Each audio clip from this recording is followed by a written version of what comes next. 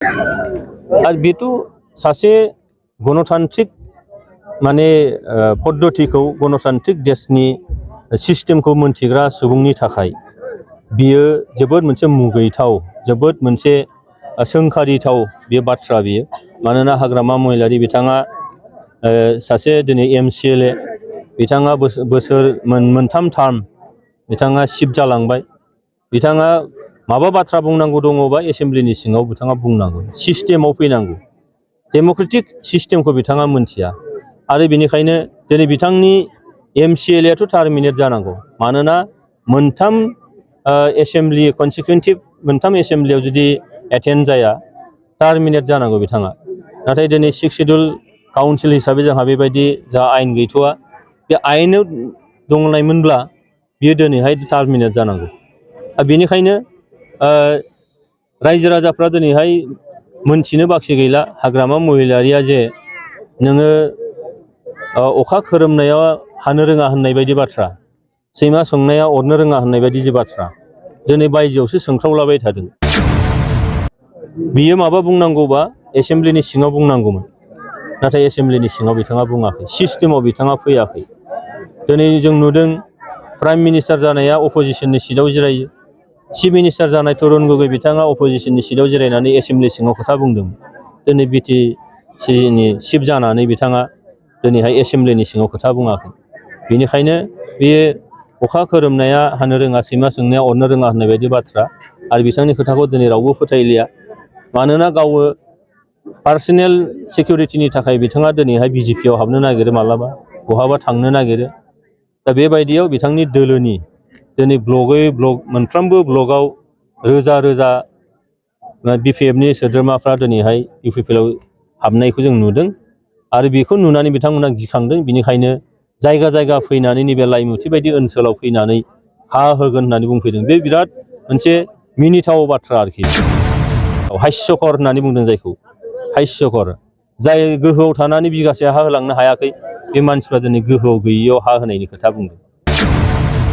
बेखायनो आं बुंदों जे सैमा सोंनाया अरनो रोङा अखा खोरोमनाया हानो रोङा होननाय बाथ्रा बे बाथ्रा फावा जोबोद मोजाङै गोरोबो बिथांमोन बावैसो साननि सिगां BPFनि माखासे सोद्रोमा खारननि बाथ्रा बुङोबाथ' बिथाङासो मोजाङै बुंनो हासिगोन बेखौ आङो बुंनो हानाय नङा मा खारनाव बिथाङा BPFखौ गाज्रि मोनदों खालि जों आइडियाल' खालामनो हायो जे हाग्रामा महिलारि बिथाङा बुंदोंमोन जे सोर चन्दन जाय चन्दन ब्रह्मआ BLTनि भाइस चेयारमेन जादोंमोन जाय चन्दन ब्रह्मआ BTC सुक्तिनि रायज्लायनायाव सुक्तिसिम लाबोनायाव दैदेनगिरि खाम्फा बरगयारिजों चन्दन ब्रह्मजोंनो बे चन्दन ब्रह्मखौ नोङो जुदि चन्दन ब्रह्मआ सोर होननानै सोङोब्ला मानोना टेब्ला एबा हाग्रामा महिलारि बिथाङा सुक्ति होनो सहि होनोल'सो थांदों नोंथांमोना मिथिगौ बयबो रायजो राजाफ्रा बयबो साखि दङ मालाबाबो बिथाङा रायज्लायनायखौ दैदेनाखैमोन 2000 मायथाइयावनो सिजफायार जादों आगस्ट दानाव 2003 मायथाइयावसो सुक्ति जादों फेब्रुवारि 10 फेब्रुवारियाव होमबा नों नायनायसाय 2001 2002 फ्राय बोसोरथाम बे बोसोरथामखौ भारत सरकारनि जों सावरायनायाव दैदेनबोदोंमोन चन्दन ब्रह्मआ आरो बेबायदिनो BTC सुक्तिया जाफैदों हाग्रामा महिलारिया सहि होनानै उनाव सिफ जानो मोनदों बे चन्दन ब्रह्मखौनो जुदि हुइ चन्दन ब्रह्म होननानै बुङोब्ला आरो चन्दन ब्रह्मआ BPFआव जयनिं जाफिननांगौ जायोबा प्राइमारि मेम्बारशिप लाफिननांगोन होननाय बाथ्रा बेफोरो जोबोद माने हाग्रामा महिलारिया जे माबे लेभेलनि बिथांनि साननाय हनायफ्रा बे जिनिसा एकदम माने दादा मोदानो आरोखि दा बेखायनो बेफोरबो खारना जानो हागौ बेफोर खारन जानो हागौ आरो नङाबा दिनैहाय हाग्रामा महिलारिया गावनो ओजों बारहां होजों बारहां गावनो BPFनि प्रेसिडेन्ट महरै BPFखौ एथ' गोबाव दैदेनबोनाय महरै BPFआ दिनैहाय रेजिस्टार पार्टि रिकगनाइज पार्टि बे पार्टिनि आफादगिरिया गावनो जुदि माने मोनसे जायगायाव अरथाब रोङै थासारि खालामनानै गावनो बारनो नागिरोब्ला दस्राखौ मा बुंनो नागिरो